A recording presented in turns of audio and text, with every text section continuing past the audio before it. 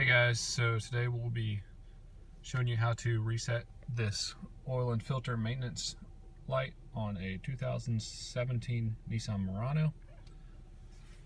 This is done through these buttons here and the OK button, and then this goes up and down to scroll.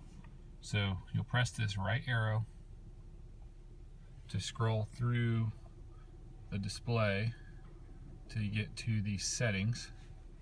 Then you will press OK. Then use these down button to get down to maintenance. Press OK. Select oil and filter.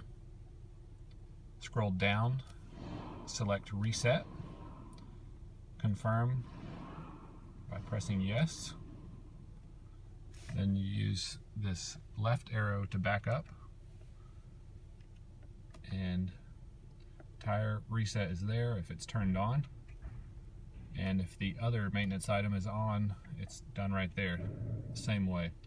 So pretty simple, but that's how you do it. Thanks for watching.